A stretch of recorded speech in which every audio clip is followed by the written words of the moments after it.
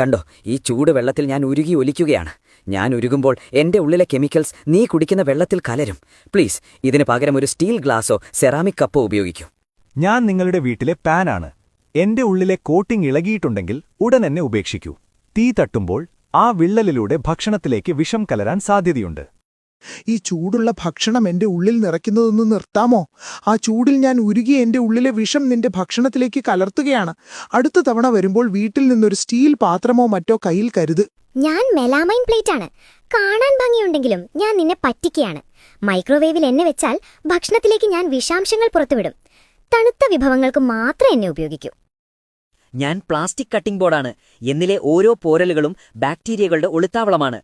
ഒരിക്കലും ഇതിൽ പച്ചക്കറികൾ അരിയരുത്. പകരം മരത്തിന്റെയോ സ്റ്റീലിന്റെയോ കട്ടിംഗ് ബോർഡ് ഉപയോഗിക്കൂ. ഞാൻ പഴയ കിച്ചൺ സ്പോഞ്ചാണ്. നിഷ്കളങ്കനെന്ന് തോന്നുമെങ്കിലും ടോയ്ലറ്റ് സീറ്റിനേക്കാൾ കൂടുതൽ ബാക്ടീരിയകൾ എന്നിലുണ്ട്. എന്നെ എപ്പോഴും മാറ്റിക്കൊണ്ടിരിക്കൂ. ഞാൻ പത്രക്കടലാസാണ്. അച്ചടി മഷിയിൽ അടങ്ങിയിരിക്കുന്ന ലെഡ് വളരെ വിഷകരമാണ്. ഒരിക്കലും പൊരിച്ച പലഹാരങ്ങൾ എന്റെ മുകളിൽ വെക്കരുത്.